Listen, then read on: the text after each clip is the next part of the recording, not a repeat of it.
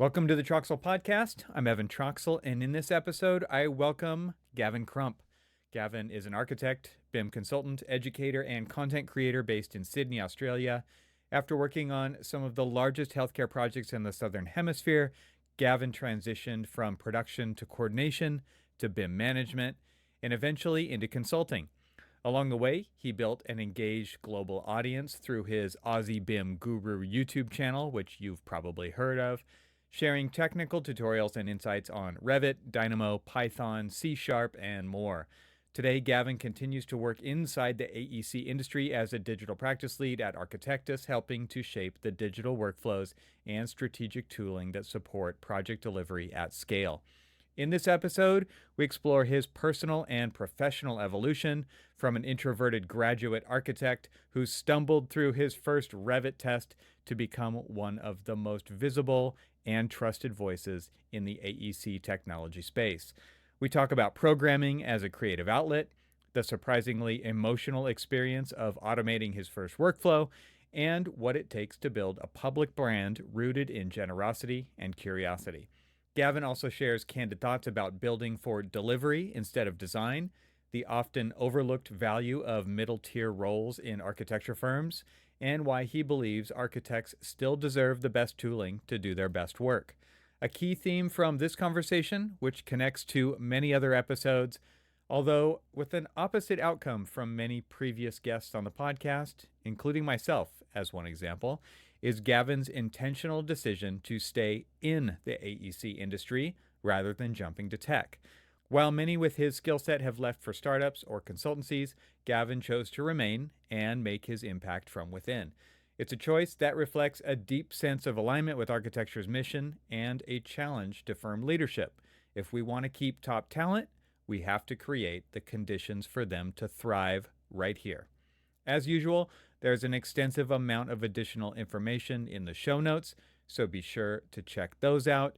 You can find them directly in your podcast app if you're a paid member of Troxel Plus, and if you're a free member, you can find them at the website. Lastly, you can really help the podcast by sharing the episodes with your colleagues and by commenting on and sharing my LinkedIn posts. You can also leave a comment over on YouTube and engage with me and the other listeners. I actually wonder if Gavin will leave a comment on this episode like he has been doing so well on many of the other ones. Anyways, head over to YouTube and see if he did. Also, a hint that many of you don't know about, hang out until the end of the episode for my wrap-up where I'll share my key takeaways.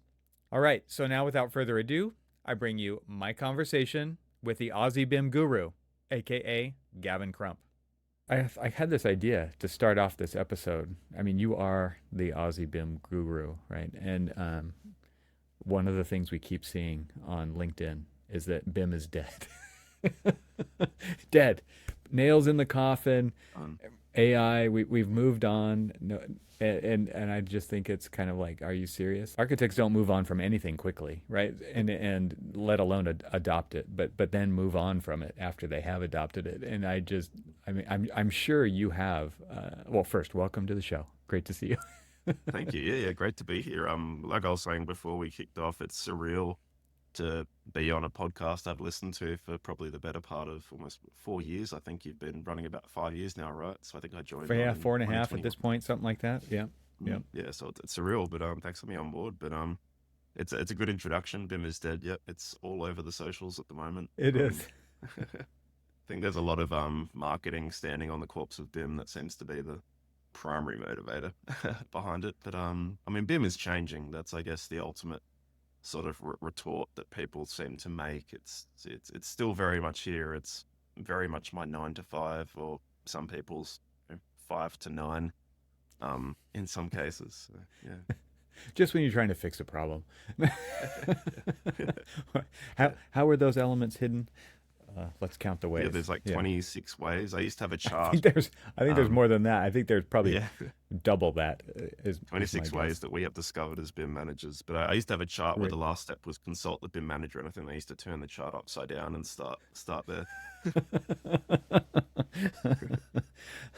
Well, let's go. Instead of going down this provocative, clickbaity headline kind of approach, tell us about you and where you've come from and how you've kind of found your way in the architecture and AEC industry, but also the technology side of things. Sure. Yeah. I mean, my career journey is not too dissimilar to a lot of people I know of my age. So we sort of entered the world just after the GFC, from a professional perspective. So I think I finished university around 2012. I'd just done a pretty traditional bachelor's, master's of architecture, straight run for 5 years, and hadn't managed to land any work along the way. I had tried, but it was a tricky time. And luckily, I landed a role on a major hospital in my hometown of Adelaide. So this was a $2.2 billion project at the time, which I think was the most expensive in the Southern Hemisphere, and they were using Revit to deliver it. So we had about maybe 50 people in the same office for this project, and it just taught me so much about the value of software for collaboration, communication, and just making sure that things are being delivered on time and well. And I sat next to the BIM manager as well, so he actually gave me a chance. I failed my Revit test miserably. I somehow got us so far zoomed out in the view that he didn't even know where we were. And I said, "Well, technically you don't know either, so I passed, right?" And I and I Are you passed. within 2 miles of the origin? I think. It was something like that. I think I zoomed out accidentally, and then I drew two things that were tiny, and you couldn't see them on the screen. And he's like, "What's going Right. on here?" And yeah, I think that's how I got the job. But from there, I guess I realized that this was probably something I wanted to do for a career as well. Hmm. I'd done a very traditional architectural education where I think we used Revit for one tutorial, and that was it. So I'd use SketchUp, AutoCAD, 3D Max, bit of I think Enscape was just coming out then, and I was playing with that. But that was really the closest I got to BIM. But this project just did completely 180'd my perspective of what I thought a career path could be for me. I saw the BIM manager and I said, wait, this is like completely different to what the universities told us architecture could be. And sort of gradually worked my way from delivery-based roles to coordination-based roles to eventually a management role. When I flew to Sydney in Australia I think that was 2015, where I'd been given a bit of an opportunity at quite a young age, and wasn't quite as experienced as it probably could have been or needed to be at the time. But I learnt a lot very quickly about management, communication, the realistic side of BIM, having to make it work as a company and a business. Licensing, cost, budgets, all those things that come with it. But I took a step back into coordination roles, recognizing that I sort of lacked project experience at a coordination level. So I moved to HDR and then Woods Bagot, and eventually moved into consulting. But through that time, really built up, I guess, more experience with coordinating with engineers, managing BIM at the project level. So not necessarily focusing on libraries and templates as much as everyday user needs. And in that time, I just learned that like the users, they have to do a lot of really hard work and a lot of really manual work. And this thing called Dynamo came along, and which I saw you had Ian on the other week for, and it just completely 180 how I looked at BIM. Hmm. Suddenly we can automate a lot of things, and I sort of picked that up into my skill set, and then Grasshopper, and eventually PyRevit, and more recently C Sharp, and sort of found my way more into sort of a computation slash automation management role with companies and consulting that I worked with. So it's been a pretty wild journey, very focused around software, but also the realistic nature of the work that we do. So I've tried to really keep in touch with, I guess, the trenches that I know people are in, that I've been in Yeah. myself, and trying to pull them out and help them out. And somewhere along the way, I made a YouTube channel as well. So that was sort of my way to sort of broaden my network and meet more people and share my knowledge beyond the four walls of a company. But that's sort of it in a nutshell, I guess. But yeah, happy to dive in. I think it's interesting that you started with like you got hired because you could sufficiently break the Revit.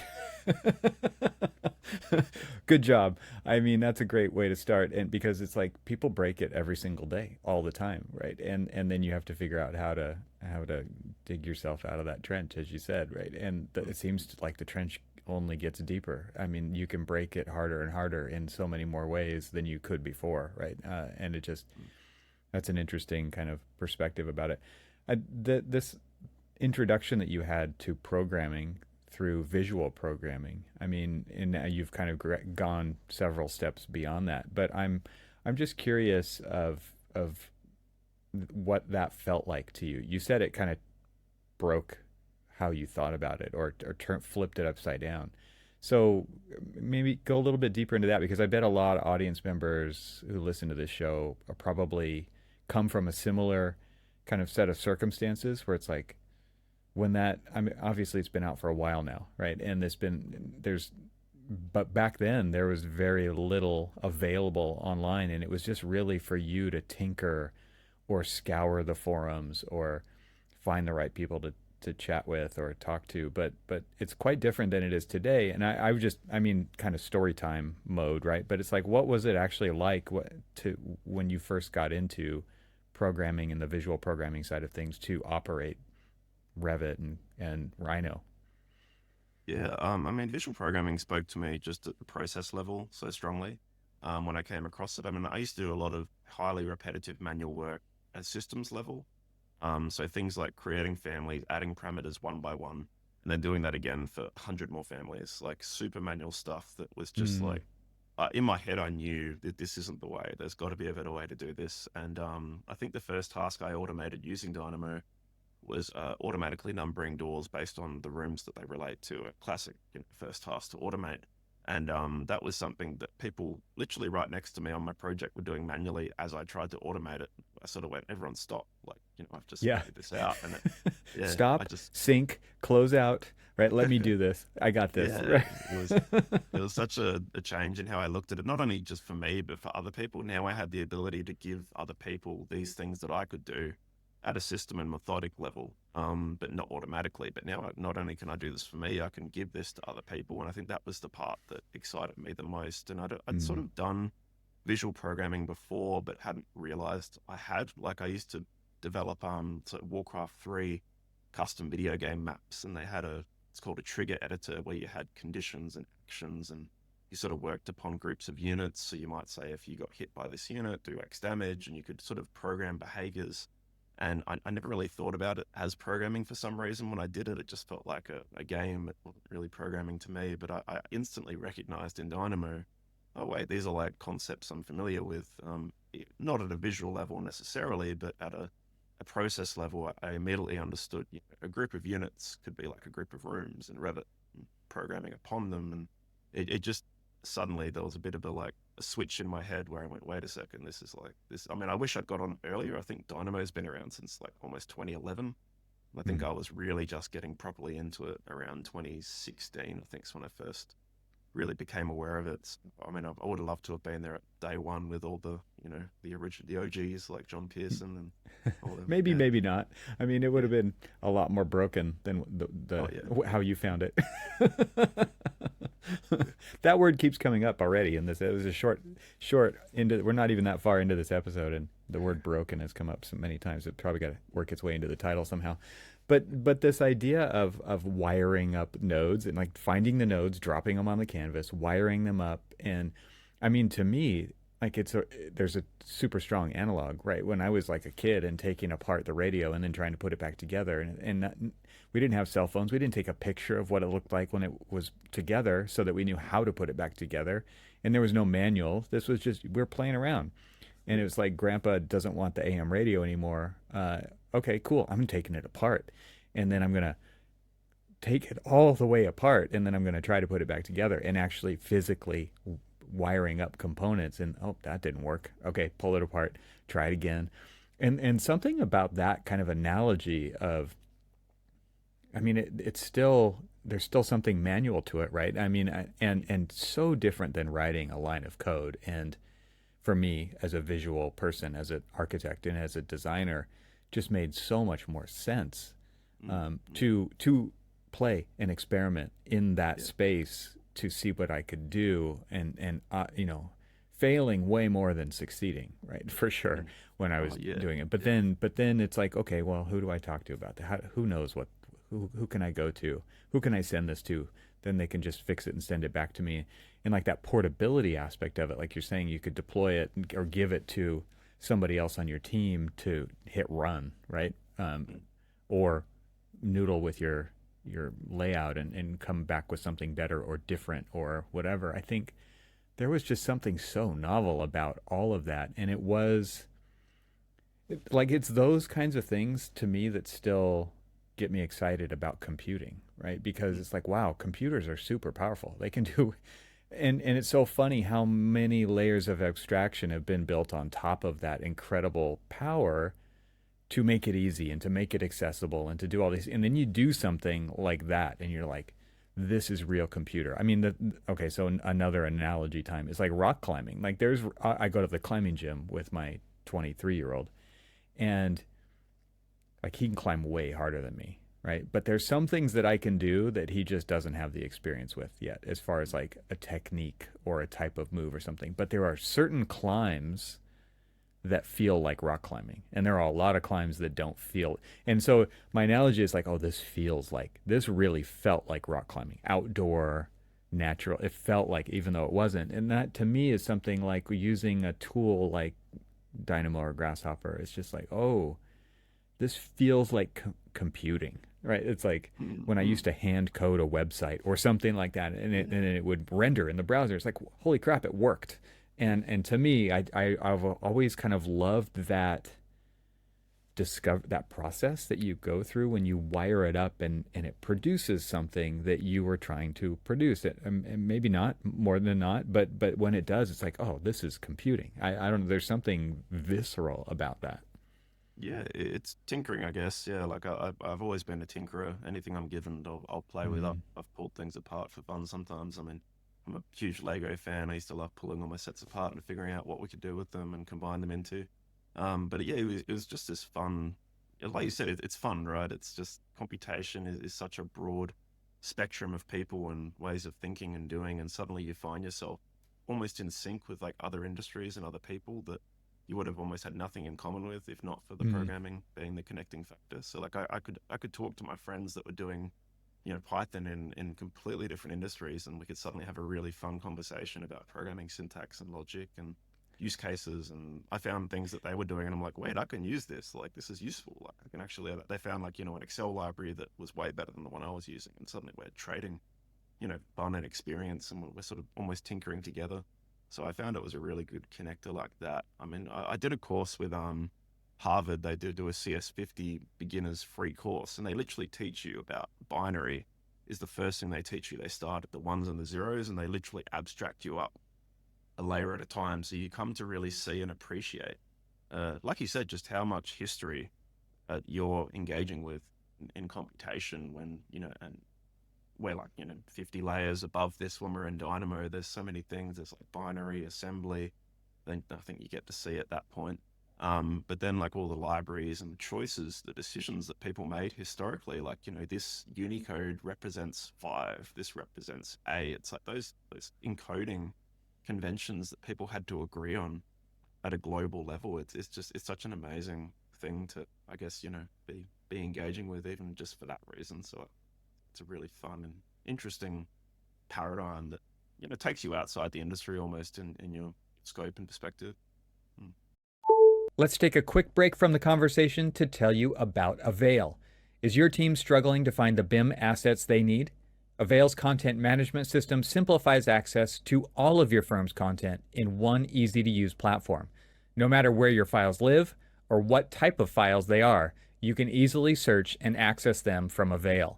Now, designers can consistently find and reuse all types of content. So what does that mean? Well, standards compliant models and drawings are easier to create. The documentation process is less chaotic. New hires are easier to onboard. Projects are delivered faster with fewer errors. You get the idea. Visit getavail.com to try AVAIL for free and request a free demo. That's getavail.com, GETAVAIL.com. My thanks to AVAIL for supporting this episode of the Troxel Podcast. And now let's get back to the conversation. I think when you made me think about how like talking to your friends, and you obviously have very nerdy friends, right? You're talking about Python, and you're yeah in different industries, and it's like sharing that kind of stuff. And that's awesome. I like being able to go outside of your close group and say, how are you solving this problem? And not even it's not even the same problem that you have, but what they've found maybe still applies in some way. But I was thinking about I watched this YouTube video about the thing that Google just came out with, this A2A, agents to agents kind of a thing, and building on top of this MCP. So it's all this AI stuff. So just bear with me for this one short tangent. But I think it's really interesting because this idea now is that like software has always been written to do a thing, right? And it's explicit in that way. It's like we write the code to accomplish these things, and of course people have to come up with workarounds and use these apps to do things that maybe the designers didn't intend for or what didn't think of or whatever. I mean, we've all been there, right?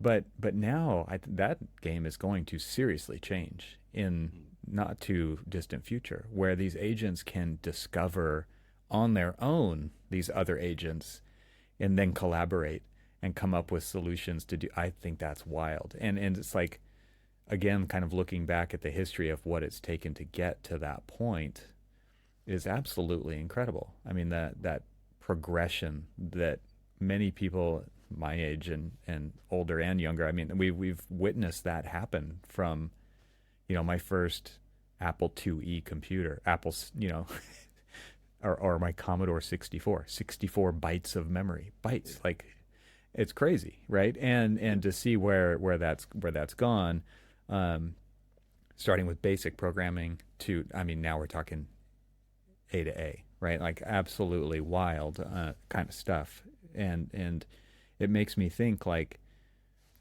people are going to be they're building these things that have APIs and they can talk to other things, and there's going to be software writing software to bridge the gaps between those things, and that just kind of blows my mind. Yeah, yeah, mine too. I mean, I will admit I'm aware of a lot of this stuff, but I still have no idea how a lot of it actually works behind the scenes. I'm trying to that's more what gets me excited. I like to find out. Okay, like tell me all the dumb stuff that is behind this to make it be smart. That's Mm, part of what I enjoy with AI, but appreciating that there is still, all those abstraction layers behind this that eventually goes back down to very rudimentary principles. Because a lot of people look at it and go, "It's magic." I'm like, no, no, it's just a lot of work that's like come right. together to build this system. So and I do try to keep that, I guess, as the underpinning thing that I relate with AI is like at the end of the day, it's still just code. Like we have to remember that, it emulates intelligence, but to me, it isn't intelligence in itself, but how you employ it and use it and interface with it, that's where the intelligence lies. So I think agents are going to be a game changer, and I hope they are, because I see a lot of tasks people do in our industry that aren't like architecture, they aren't engineering, they aren't construction, they're busy work that could be better spent doing what people actually want to do as their role. So I'm hopeful that we will see, a severe amount of impact from agents. Even if I'm no longer coding, I don't mind as long as there's meaning to the relationship we have with this technology and how we Hmm. deploy it, and do we still have agency over our work. To me, that's the important part. But it's an exciting time to be around too. Even for me, I saw the internet kick off really big time in 1995, and to me, that was probably the last really like, wow, like this is a game changer. Maybe the cloud. The cloud was another pretty big moment in my time, but this is definitely one of those. Okay, I'm here for Hmm. this moment, sort of things. Even Right, if it is Skynet. right.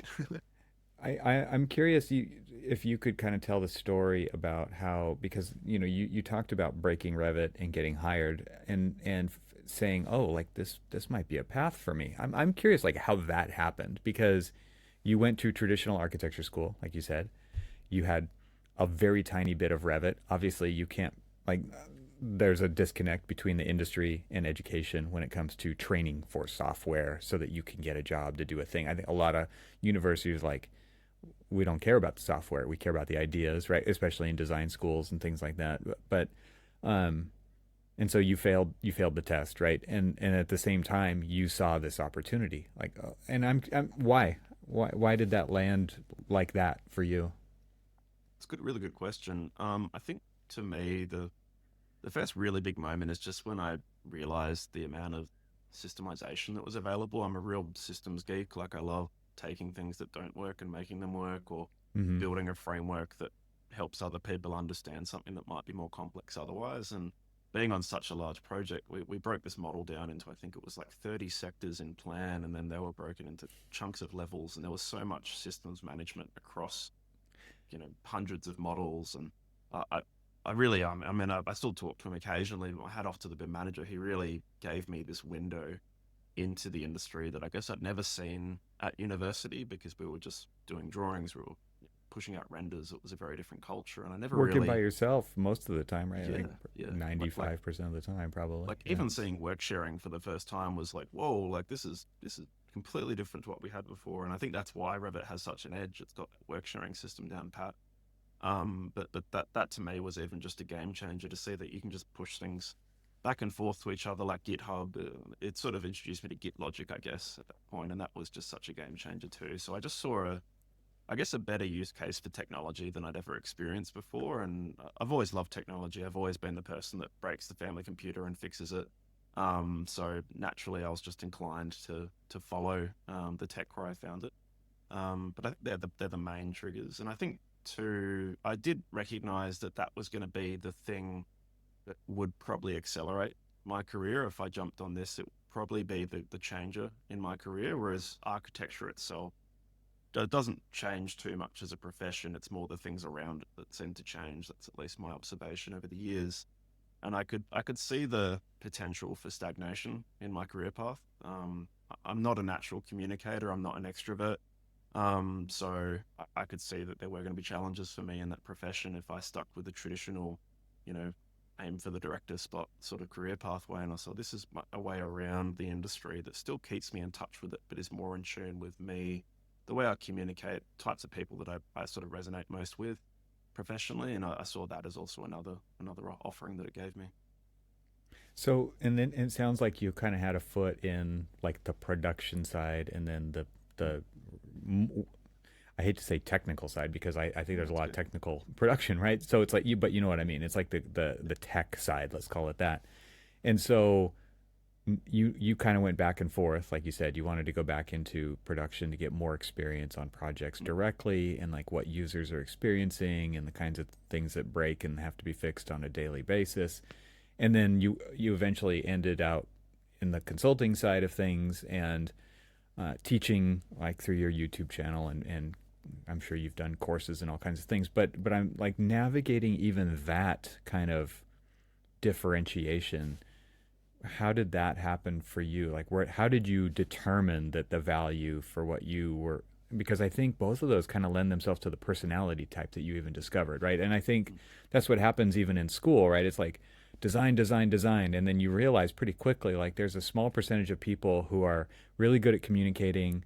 They're not afraid to get up in front of an audience and share their ideas and be bold and do the and that really kind of lends itself better to an extrovert, for example, or maybe an ambivert, maybe somebody who can do both, right? But and then there's like these other roles, and there aren't that many. I mean, as far as we were taught when I went to school, there aren't that many options, right?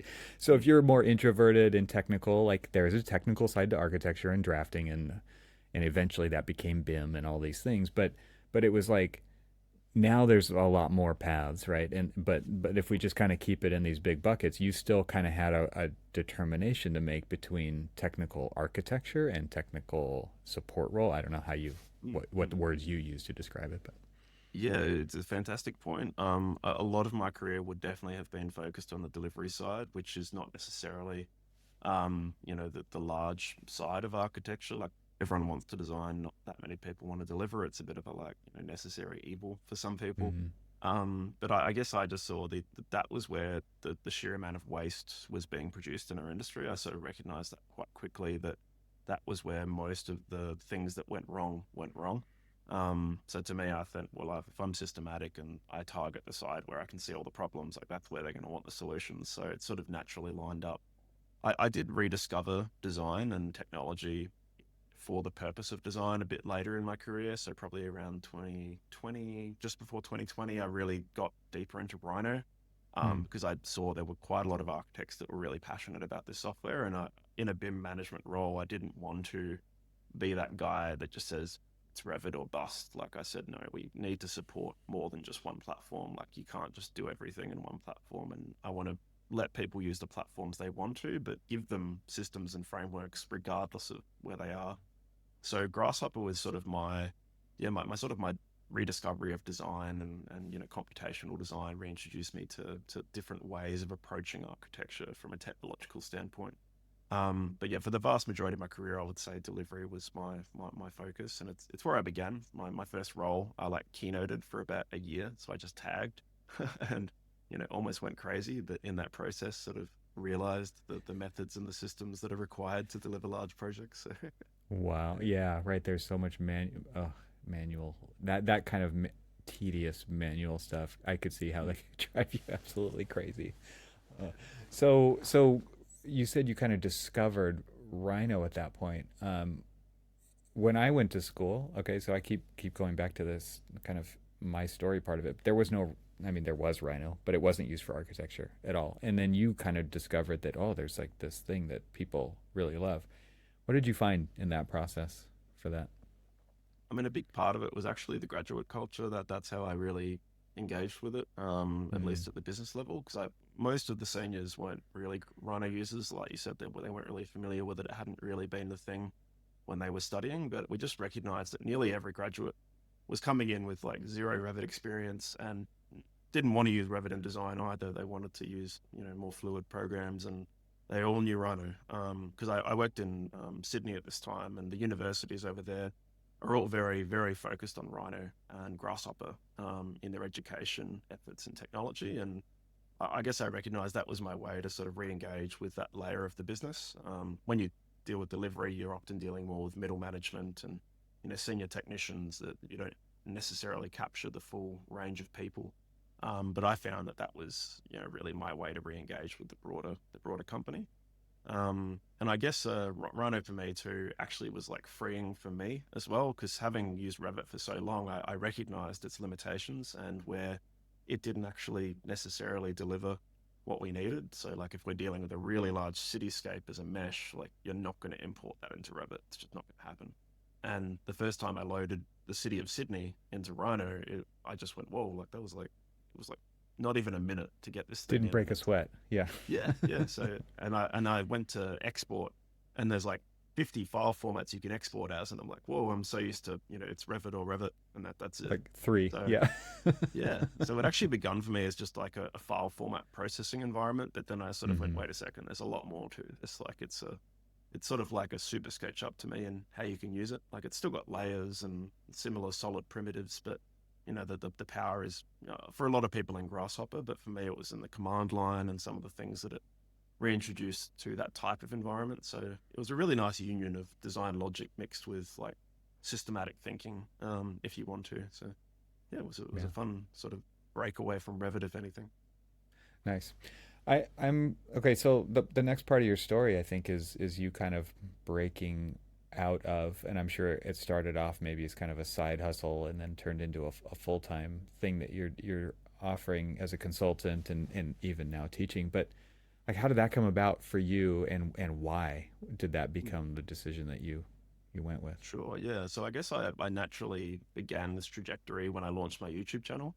So I think at the time I was working for a small practice in Sydney. There was only about 30 people, and there was just no time to produce any training content, basically. It's a small business, like training is a Hmm. massive overhead unless you do it through a platform that already exists. And I think my boss at the time and one of my friends said, hey, like, why don't you just make some stuff for fun outside the company walls? It's fine, Why don't you manager just won't do mind. more work after work, Gavin?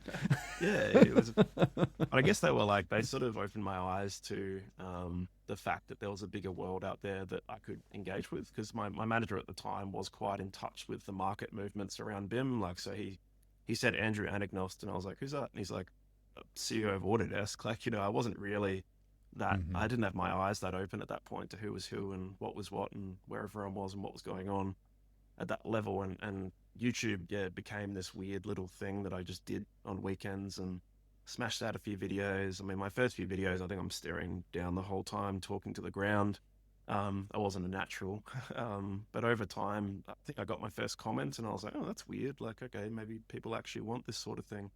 And yeah, it sort of grew after a year, I think, to 1,000 subscribers, which was crazy at the time for me. I'd been watching the Revit kid, Jeffrey Pinheiro, for a Mhm. while, and he was like pretty much my role model in the space that I sort of tried to emulate in my own style and content. But it was weird to just get engagement, and I think eventually he reached out to me through LinkedIn and just said, "Hey, like, cool stuff," and I was like, this is crazy, and I suddenly went, wait a second, there's like a I can be more than just, my 9 to 5 self. And that sort of got me thinking about, the 9 to 5, and is it what I want to do? Is it Mm. working for me? And I thought, what if I could be more flexible? And that sort of got me thinking about consulting. And that point, I already had people coming to me saying, I love this video. Can you do like this for me, but like do this as well? And I'm like, I haven't got time. Sorry. Like, I'm too busy. And I didn't even realize they were probably willing to pay money as well. It was a sort of natural No, thing I I'm too missed. busy And doing then this thing that I don't get paid for. yeah, yeah, I'm already used to not getting paid. So I just naturally just found my way into the space, and I just jumped in head first. And then I think about a week after I started, like, the pandemic hit. So it was obviously a terrible thing to happen, but for a business jumping in digital consulting, I had immediate flexibility, Mm. and all the companies were suddenly looking for different ways of engaging with the market, and consulting seemed to be a way a lot of them were considering at the time. I did a lot of templating and systems management for medium to large firms, and eventually found my way to Architectus, where I work currently as a client. So they began with me as a 1 day engagement per week. And over time, I sort of gradually shifted once I realized there was a bigger opportunity here, with a fairly high level role that could deploy strategy across, 700 people at a company. But yeah, consulting was a rush. I really enjoyed it. It was good money as well. I won't lie. If people are looking to go into consulting, if you have a personal brand, it's definitely a viable business avenue, as long as you have the market fit. That's the important part.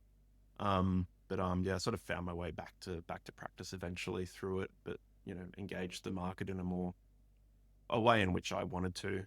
So I almost set the terms of my role when I jumped in and said, they gave me a contract, and I said, yeah, not quite, and proposed some changes. And it was a different way of engaging companies. So yeah, it was a rush. I loved it. Let's take a short break from the conversation to invite you to join the most influential technology leaders in the AEC industry at Confluence. Composed of in person events and a podcast co hosted by yours truly, Confluence is designed to foster conversations between AEC firms and technology companies so they can learn, share, and engage with each other to support industry innovation. Software company AVAIL, which creates content management solutions for the AEC industry, started hosting Confluence events in 2019 to understand what firms are needing, wanting, and thinking around technology. To learn more about Confluence, explore upcoming events, and listen to podcast episodes, go to confluence.getavail.com. My thanks to Confluence for supporting this episode of the Troxel Podcast. And now, let's get back to the conversation. I think it's worth going into that because I agree, but I also think people would like to hear why you said that. Mm. Yeah, personal brand for me has been a complete change for not only how I engage with the industry, but how the industry can engage with me. Mm. So by putting myself out there and not really hiding behind too many logos or brands, and putting my face on video, being very present on LinkedIn and those sorts of platforms, I found that it helped give me a layer of authenticity, but also, I guess, the ability to be respected by my peers that wasn't really available before. So people at firms respect their BIM manager internally, but like, we don't tend to talk to each other too much as BIM managers. Occasionally we might get to the pub and talk to one another, but by putting myself out there as me, I found that, I guess, it helped me build like credibility that goes a long way, and finding career roles and engaging with people, getting software vendors to talk to you and show you what they're up to. It was just such a good decision that I made, and like, I encourage anyone who's willing to put themselves out to try.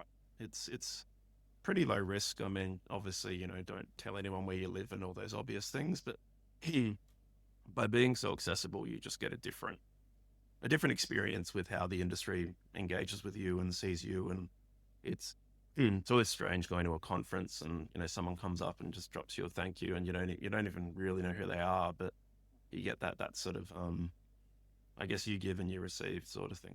I like the idea that yeah, the industry is as big as you make it, I guess. Like, and I found with my personal brand, the industry became huge for me. I can suddenly I guess see the forest for the trees as well. Mm-hmm. Mm-hmm. Um, I got to meet the Revit developers through it, and all these things that just wouldn't have happened if I'd just worked 9 to 5 and talked to my Autodesk rep, and that's pretty much my only window into the market. It just was a game changer. And meeting personalities like yourself, John Pearson, all these people, like it was just such a bigger community than I guess I ever would have realized without putting myself out there and saying, hey, this is me. Like, this is what I think. This is what I do. And, you don't have to like it. You don't have to engage with it, but it's me. Yeah. Yeah, it's a game changer. It is interesting also when I think about that with the context of what you shared earlier about being an introvert, right? And I wanted to bring this up because I don't consider myself an introvert and I don't consider myself an extrovert. I'm definitely kind of in the middle, and I can be whatever I need to be when I need to be it. And that might be a little bit luxurious because I have a lot of empathy for both sides of that equation, and I also understand how valuable both sides of that equation are. Right, like especially in an architecture firm, coming from my background, it's like you actually need both because like you need to win the work and you need people to do the work, right? And those tend to fall into pretty clear, distinctive roles.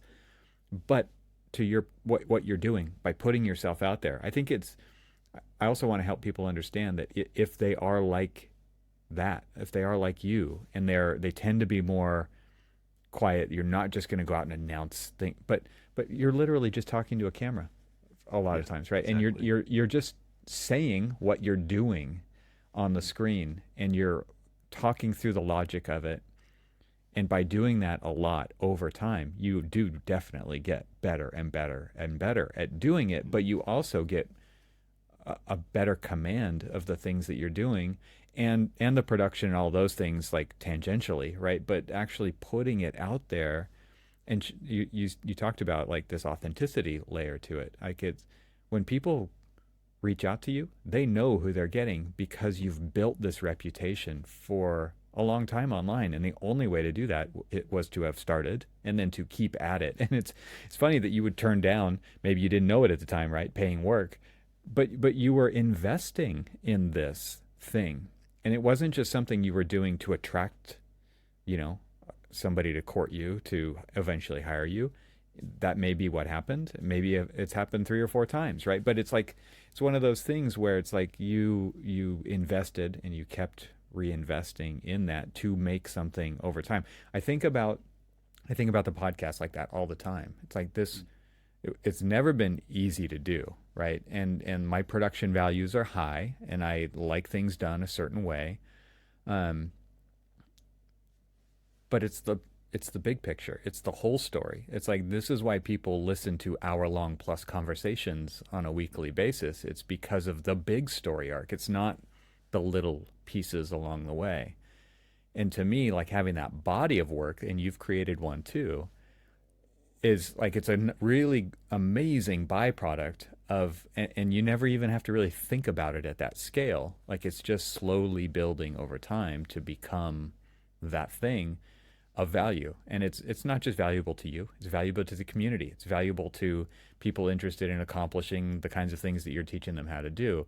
And I mean, I part of this is just an appreciation that you're doing this kind of a thing, and that I do want to ask you about your branding, like your name, like pretty pretentious, Gavin, I have to say.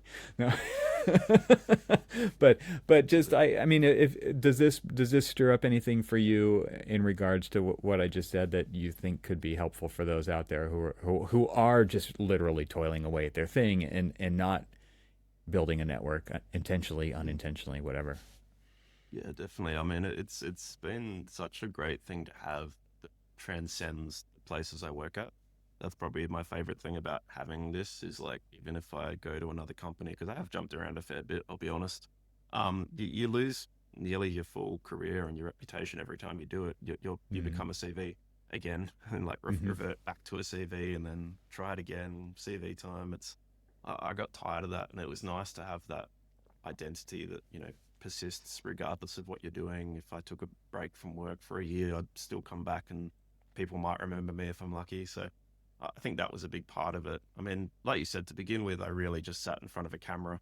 I didn't really sit in front of an audience, and even mentally, I don't really put myself in front of an audience when I talk. I just nerd out and just do what I do. And yeah, I think that's just naturally something I always looked at it like. It was a bit strange when you started getting comments and engagements, and you're like, oh, I have to actually, think about how I talk to people and make sure I don't, turn people away from my content. If I don't, if someone comes and disagrees with me, like, let's have a debate. Let's not just go, oh, go away, I don't like you. Some people Mm-hmm. don't always handle criticism too well, whereas I've built up a pretty, thick shell through getting a lot of people that don't always agree with what I think, and that's actually why I use LinkedIn. I really enjoy debate, and, challenging people's beliefs and opinions and ideas, and getting a better understanding of my own through it.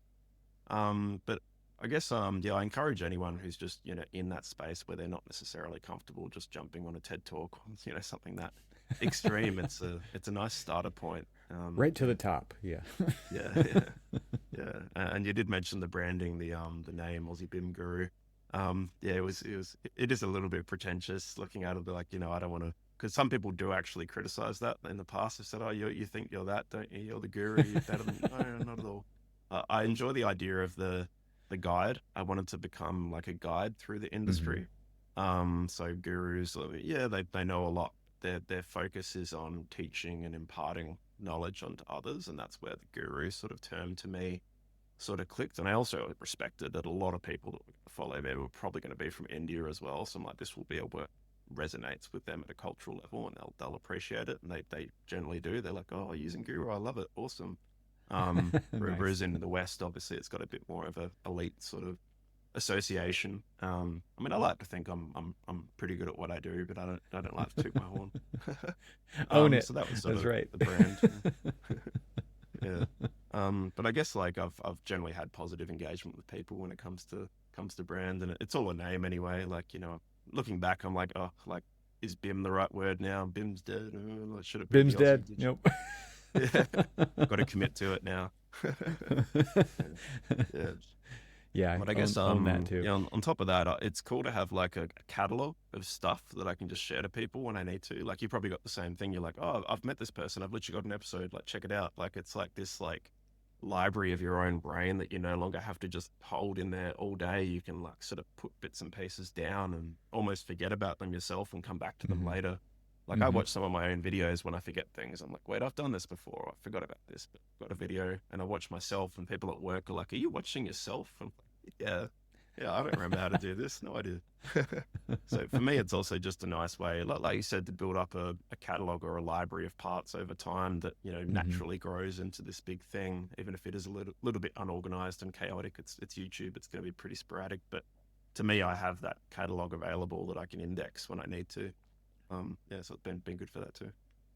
I hear people who tune into like my Archispeak podcast, which is going, we're on like year 13, and they're like, I started at episode 1 and like now, and I that sounds like torture to me. I know that those were not good episodes, and I also know the quality was not good, and I knew the equipment wasn't good to capture the audio and all those things, and podcasting has gotten a lot more sophisticated over the years and simpler in many ways. Like, we're talking on video call right now. Like, I did that show for almost a decade with no video, right? It was like it was like a phone call, and or like a conference call. And I think it's interesting to have that body of work that you can kind of even self-reflect on. Like, yeah, there's content there. I actually had a listener at one point who was like a principal in a firm say, "Oh, he heard me in a conversation. He's like, "Oh, you didn't used to think that."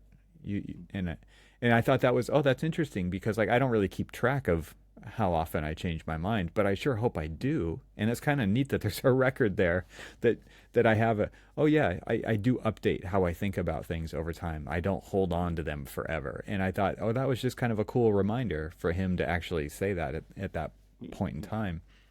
But it's Yeah. also one of those things where Yeah, it's like a timeline on the internet. Like I hope it doesn't get used for evil, but it's, having my voice out there for that for a very long time. I'm sure could be used in many different ways, but it's one of those things where it's like I think about it, and maybe you think about it this way too. It's like, oh no, it's just whatever I'm doing right now, and you're right. I'll pull out. Oh yeah, I've talked to this person. Oh yeah, they were on the show. I'll put a link to that. You should. People say you should have this person on the show. I'm like, I've had him on the show. Here's a link to it, right? And it's because they have picked it up since then, right? And they didn't go back to episode one and start listening, but it's just kind of a weird. It's a weird thing, but at the same time, it's a really cool thing to have out there. And I would also echo what you said. I would encourage people to do that and just kind of do whatever is interesting to you. There's a book I read years ago called "We Are All Weird," and it's a Seth Godin book. And like the internet opens up you to an audience, and the goal is to connect with the other weirdos out there because we are all weird. And like there's definitely a group of weirdos close enough to what you're weird about to come together and build a community. And Yeah. that's a big reason why I encourage people to go out and do this, because you think like, oh, this doesn't have, you don't need mass appeal. Like there's no such, who cares about mass appeal? It's about actually connecting with people. 100%. The Yeah, like thing I that found I've, that on my channel. have you? I was Yeah. looking, I was looking for those people. Like people are like, oh, you should have like 5 million subs and all. I'm like, I don't want 5 million subs. Like, I want to find those people that are resonating on my level. And if it's like only a few of them, that's okay. Like it's still worked for me. I'm more than happy if more people watch my stuff. Cool, like as long as it helps them. But yeah, finding your weirdos is definitely like Yeah. a really cool part about doing this. Like I've really managed to, I think at this point, almost come across most of the people like me that are comfortable being in that space, and collaborated with many of them and just got to Mm-hmm. know who they are. And whilst I haven't met a lot of them in person, I'm sure one day I will. Like Nicholas Cotillier, for example. Mm-hmm. I should have a chance to meet him quite soon. Fingers crossed. Based on some events, but so it's been a really good way to just find my tribe, per se, but figure out what I want that to be as well. And you were mentioning before the timeline, the ability to self-reflect on this, that's definitely relevant for me. I've literally come back to some workflows multiple times across my YouTube series and approached them in different ways. And it's helped me, I guess, appreciate that, yeah, it is a journey. Like you do begin in different places, and it's kept me humble as well, because I wouldn't, get to the point I'm at now and go, oh, you should just do it the way I'm doing it right now. Because a lot of people do that in programming. They just say you should just start with, C sharp and call it a day. And I'm like, I know that's not how people work in most places. It's just not possible for people. And it wasn't for me. And I've got the videos sitting there reminding me of the way I used to do things to keep me humble and say, you know what, you used to be like that too. You weren't just working the way you are now. Mm-hmm. So it helps me stay pretty grounded. And some of the videos are quite funny too to rewatch. Ones like, oh, this is why Dynamo is better than Python. And I'm like, oh, why did they make that video? Not going to age well. Well, And then again, I had it's also good. You show that you could change your mind. yeah, yeah. And I had one like, why is Python better than C sharp? And I'm like, now I'm going to have to make one, why is C sharp better than the rest? So it Well, the keeps me grounded, and yeah. perfect segue. I mean, talk about Yeah, what you're working on now when it comes to your YouTube channel and sure. this. I mean, C sharp and you're doing. Are you doing live streams? Tell us what you're up to. Not at the moment. I haven't really cracked the whole live stream recipe and timing. I still enjoy the ability to sort of just pump a video out and release it when it's ready, sort of thing. But yeah, C sharp. So I used Python and PyRevit for the better part of like 2.5 years. And a lot of people told me during that time, you should go to C sharp, try it out. Mm. And I tried it, it didn't click. It is a difficult language, I think, to approach if you're not naturally inclined to thinking the way the language encourages you to think, which is very much in an application sense. So lots of parts coming together to build this like product. Whereas Python's sort of like almost like in the Matrix where he says, oh, guns, and this huge rack of guns rolls out, and you've got 5 million libraries to draw upon, really jankily from people. I enjoyed that side of Python. C sharp is a lot more programmatic. You're deploying an app, it has to work, it's got to have dependencies considered. But I actually broke into C sharp using ChatGPT. That was literally where I started learning C sharp. I just started conversating with our chatbot at work, who's a private facing GPT, but still roughly at that level. And I realized it was pretty good at working with code, and writing code and responding to code and modifying code. And I just finally figured out those first few building blocks in C# that you need to get started, because there's a lot of things you have to get right in a project of C#, of the C# language, to get your add-in to even run in the first place. So that was where I usually got stuck. Like one of those 50 things you needed to line up just didn't line up, and the whole thing threw an error at me. And I'm like, oh, finally had this co-pilot that could tell me, oh, this is where you went wrong. Don't worry, we got this. And eventually, I ran my add-in, it worked. John Pearson, he also recommended a really good template to me, by a guy called Roman on GitHub, the Nice Point template. And that saved a lot of the hurdles that you have to jump over to get into a C# project. So once I was in, I naturally saw the parallels to Python. Python's almost like an abstraction of C in principle, and C# is a lesser abstraction of C. It's got some benefits over C, but they're very similar. And at that point, it was just an easy switch for me. It was just those things I couldn't before. They were blocking me from really getting into it. So I've started pretty much doing C# every week on the channel, and I'm trying to build people up through what I see as a fairly methodical process of getting towards an add-in that works in Revit in a similar way to Dynamo or Python. Like, it's very delivery focused. And it's almost me just redocumenting my steps one lesson at a time and building a series that I don't think I found when I was trying to learn. There's a lot of great resources, but most of them said, let's begin by building our add-in system. And you spend like all this time doing all this stuff that doesn't translate into a working application until lesson 20 or something like that. I said, no, we've got to get in faster than that to give people that reward. So I guess a lot of what I do on YouTube, especially with C# now, is I like to see that I'm sort of holding the ladder down for everyone and saying, come on, get up, we're going to the next thing. But I've got the ladder, I'm on the helicopter saying, no, wait, there's still people coming. So I sort of hold myself intentionally back a little bit from the leading edge of what's going on. And this is my motive with C#. I want to bring that opportunity for other Python developers and Dynamo developers. They now have like a ladder they can climb before the AI agents all come and completely, pull the carpet out from under our feet. You're on borrowed time, Gavin, because this is all going to be unnecessary soon. Hey everyone, let's take a quick break from the conversation to pay some bills around here. This episode of Troxel is brought to you by Troxel Plus members. That's right, my incredible paid supporter members are making this episode possible. Their direct support ensures that I can continue exploring the intersection of architecture, technology, and the future of design with the leading voices in our industry directly to you. So let's talk about why you might consider financially supporting the podcast too. By becoming a Troxel Plus supporter, you're not just helping sustain these conversations, you're also gaining exclusive benefits like ad-free episodes of the show and my Leadership Edge email newsletter, where I analyze episodes and deliver the insights and key takeaways right into your inbox. Your small contribution makes a huge impact. And if you've been enjoying Troxel and want to be part of the community that keeps it thriving, please consider joining today. Head on over to trxl.co and click the subscribe button, either in the upper right-hand corner or at the bottom of the page, or you can visit the link that I've put into the show notes. Once again, my sincerest thanks to the Troxel Plus members who have made this episode of the podcast possible, even though they aren't even hearing this ad because theirs are ad-free. Now, let's get back to the conversation. Now, I applaud what you're doing, and I think what's so interesting about the YouTube today, right, is that you can learn anything you want to learn from who you want to learn it from, and that to me is an incredible thing that exists.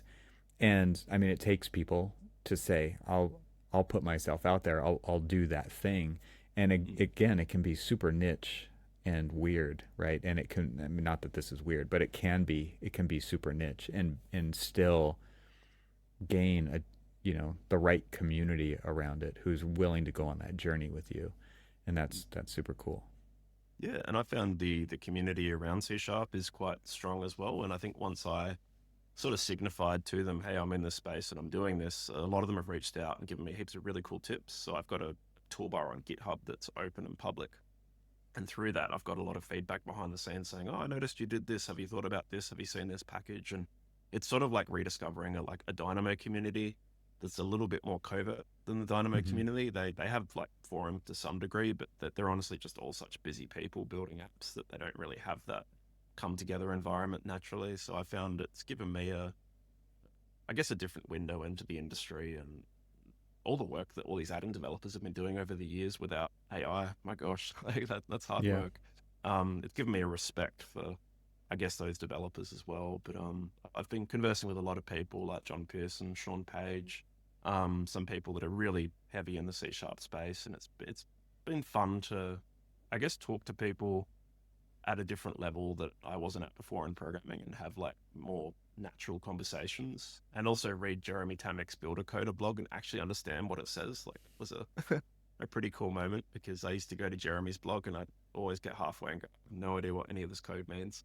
I know I need it, but I don't know how it works. And now I can look at it and go, oh, I actually understand, half of this at least. Mm, Yeah. So it's been nice. it's sort of like, the Matrix. I sort of see the Matrix for what it is now. It's one of those sort of moments, but Another Matrix reference. Good. One of my favorites. I'm curious if you could just give a kind of an idea of like what kinds of things you're building with C Sharp so that people could understand why they might want to look into what you're teaching them on YouTube. sure. So, I mean, a large part of what I'm building is probably still quite delivery focused. Once you get into design tasks, you deal with geometry, and geometry is much harder. Like, you're using pretty raw mathematics when you get to like the geometry tasks. So like, I mean, probably the main geometry task that I built early on, for example, is the classic task of you've got a topography and you want to put paving onto it. So you sit there and you pull points onto the topo until it doesn't go through the topo. So I just built that as a actual task. You just pick a floor, it puts a grid in it, and it puts it onto the floor. Wow. But like the main things that I've built that have resonated at my company are generally toolkits really tap into those pain points. So, for example, we have used various batch printers and exporters over the years, and you have to get all the settings right. You have to distribute them through very awkward ways, like sending files to each other or getting some file on a server and hoping that it works in the next version. And I said, I'll build you an exporter. It does PDF, DWG, NWC, IFC, and it's got pre-built naming standards that we can share as a company at the company level very easily. So like we built that, for example, and we do a lot of exporting in architecture, unfortunately, but it resonated because people were like, oh, okay, we own this printer now. We can change it. We can make it what we want it to be.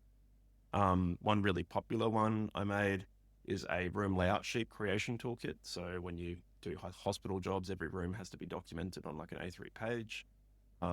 Highly wasteful. You spend like half the project just documenting rooms, basically. So I just said, we can automate that 100%. But the way that I built the toolkit was very different to the other apps we'd used before that try to do this. So most of them try to build the entire sheet all at once, and the views just get put on the sheet and they have no idea that they belong to a room layout sheet or a room. So I built in a relationship system where the views and the sheets all know, okay, I actually belong back to this room. And if this room's name changes, I can like push the name change back to all these elements that relate to it. So we built a much more intelligent approach to just holding all that data together and making it so that you can like create views and it'll know there's already a floor plan. I'm not going to make it again because I already exist on a sheet over here. So building intelligence that doesn't exist at the Revit level, that's a lot of the tools I build, or taking advantage of features that aren't exposed in Revit naturally to the user. One of them's a funny one that you might have seen when people use Revit, they often do this big marquee across the whole model screen and they say they want to select all the walls and they'll select everything in the entire model and then they'll filter down to walls and it takes like a long time. So Autodesk has this thing in their API that lets you filter your selection before you make it, but it's just not really used in Revit naturally. But it's all sitting there behind the scenes ready to use and you can select everything super fast and it gives you access to just things that Revit naturally doesn't give you for some reason by default. So yeah, but lots of random stuff in there. Like I could go on and on and on, but a lot of the typical bread and butter tasks, but then some more fringe things as well. Nice. That, yeah, you wouldn't always think of. Yeah. Yeah, very cool. Well, is there anything that we haven't talked about that go let's just go back. Let's just Mm, jump to mm, the high level again. I mean, this whole idea of kind of navigating AEC as a programmer, right? And I mean, you went to traditional architecture school, now you're working at a company doing custom add-ins for Revit using C Sharp, and you're documenting, teaching other people how to do that on YouTube. Mm, Whoa, like, okay, you never saw that coming, right? not at all. Never. Yeah. And you've kind of gained some notoriety along the way because of these, things that you've put out into the world. Mm, um I mean, just if I just, this is your story, right? And mm, how that happened could not have been planned out in advance, right? This is something that kind of happened organically along the way, with some, raising your hand for, making your own opportunities through the agency of creating your YouTube channel, being prompted by other people to, a little bit of a push that you should do this, and then you doing it.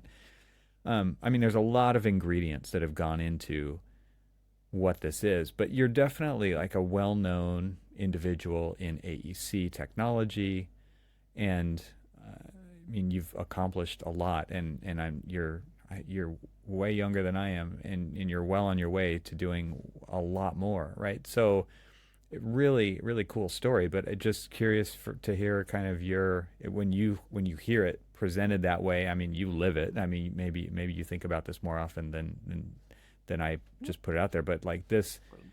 if you're encouraging other people, like architecture, maybe they're being trained as architects, maybe not, right? But Mm.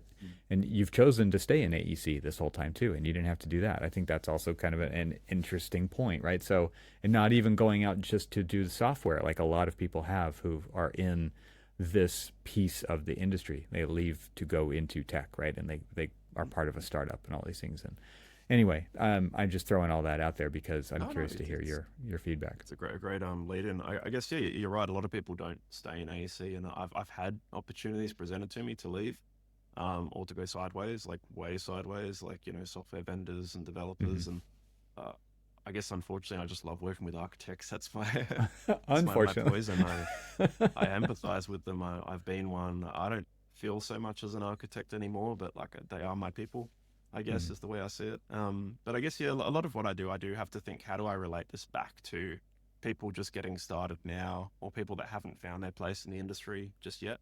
And I always usually impart a few common tips. I mean, one is to look at what is going on at the bleeding edge of the industry and try to figure out what that might look like in like 5 years, like if it was the way things were going to normally be, and which parts of those things would you want to make a part of your skill set if you didn't have to convince your boss it was just a logical thing.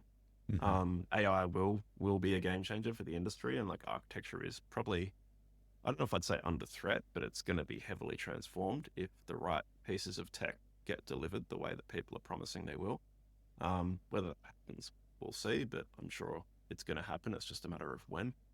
Um, I always encourage people to sort of look at what everyone else is doing around them. And if everyone's doing the same thing, don't do that, because like you'll just end up doing that and eventually it won't be relevant. So if everyone's, you know, learning Revit and that's it, like there's got to be more to it than, and that's sort of like underpinned my own choices along the way. I've tried to find things that not everyone's doing and say, okay, like BIM, literally getting into BIM, that was for me the start of that. Like, oh, not everyone really cares about BIM. Well, I do, because like, there's going to be a need for this. And I think programming was also that moment. I said, okay, this isn't something I see very often around me.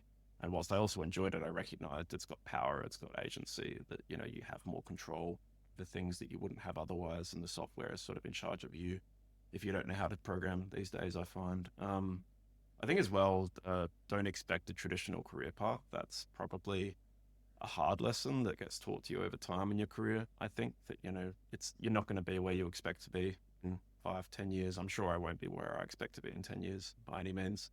But don't let the industry tell you what you should be, and don't expect it to either. That's like a pretty hard lesson I try to impart to graduates. Don't seek all the guidance from others. Like you do have to sometimes just take risks and, make decisions that might seem like they're not necessarily going to be the easy choice or the one that is guaranteed just going to work. But that's the only way you really get ahead of the market, by taking those risks and trying to figure out just I guess like which decisions have the potential to pan out well, and knowing what you do if they don't. I guess like I've invested in platforms and ideas before that didn't take off, and businesses closed that I was literally collaborating with behind the scenes. And I went, well, that's a skill set that I just have to put down. But through doing that, I found other people and connections, and it all sort of somehow delivers to you in the end. And if anyone is just trying to seek guidance, I guess I like to tell them you can reach out to people like us. We're pretty accessible. Like we're not like, going to say no and just ignore you in the DMs or whatever. Like I try to be very accessible for the people that need guidance and help. And I won't always get back to you straight away, but like I like to promise to everyone I will reply to you. So try not to find me too scary, I guess. I know I do a lot of debates on LinkedIn, but behind the scenes, I'm a nice guy, I promise. Yeah, so a whole bunch of tips in there. But, yeah. You got a mean bite there, yeah, on LinkedIn. Occasionally, yeah. And I guess I self-reflect sometimes, saying, like, will I be in the industry in 5 years, 10 years? Who knows? I mean, I don't know if my boss watches, but hi if he does. I have to constantly sound check myself, saying, is there different things that I'm not looking at right now that could be a different opportunity? Like, should I go into video game architecture, or go completely left field and just see where it takes me? But it's a temptation that's always there. But I guess I like to think that I take this as far as I can before I really do a quantum leap. In my head, I know that probably one day the industry is going to force me into some sort of situation like that, through just transforming so much that those connections become so obvious or necessary. Mm-hmm. You missed that whole metaverse train. That thing took off. Yeah, luckily I just waited for the next train for that one. Right. Yeah, you never know. Well, this has been a great conversation. Everybody needs to go over to the Aussie BIM Gurus YouTube channel and subscribe. Subscribe to Troxel while you're there. He has way more subscribers than this podcast does on YouTube, for sure. And this has been a fantastic conversation. I'm going to put a link to that in the show notes, and I'm going to put a link to you on LinkedIn so everyone can read your spicy comments. Anything else? Anywhere else they can go to get more Gavin? That's the main place. You're welcome to email me as well, aussiebimguru@gmail.com. If you've got like a more technical question, I'm happy to take those. If you send a script, I'll usually look at it. So, but yeah, no, I'd just like to thank you for having me on the show. Like I said at the start, it's surreal to be able to engage with you in this medium and be on the show that I always watch and listen to these days. And I really admire the work that you do and the people that you give people access to, and that you give them access to more people through being able to talk about their ideas here. So I really appreciate being a part of that collection of people that you've given that opportunity to. So thank you. Nice. Thank you for saying that, and let's do it again. Yeah, certainly. Take care. Before you take off, I want to wrap up this episode and revisit two main themes that stood out to me from today's conversation. The first one is about Gavin choosing to stay in AEC instead of leaving for tech. He makes a clear, conscious choice to stay. That decision speaks volumes in a time when so many technologists are exiting the industry due to burnout, lack of innovation, or better pay elsewhere.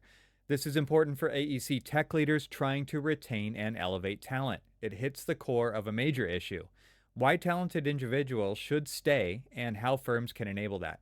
Gavin is an outlier in this regard. It's uncommon to hear someone with programming chops and a YouTube following choose AEC on purpose. His story makes the argument compelling, and this should be a topic of conversation in firm leadership meetings. The second one is about personality traits, aka the introvert's guide to making an impact. I think Gavin's story is deeply human and relatable to many of my podcast audience. Many in AEC are introverts by nature, especially those in BIM, tech, or technical roles. And Gavin's self-awareness, humility, and approachability create an empowering narrative. You don't have to be loud to lead. His story offers a roadmap. Start small, be consistent, speak to the camera, not the crowd. And his brand-building journey is proof that introverts can thrive publicly without changing who they are. What makes this theme particularly powerful is its relevance both within our industry and beyond AEC. The approach to content creation and public sharing provides a valuable model for professionals at any level.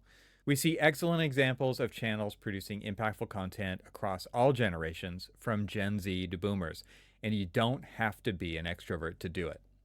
That's all for this episode. Tell me what you think by clicking the feedback link in the show notes or leave me a comment on YouTube.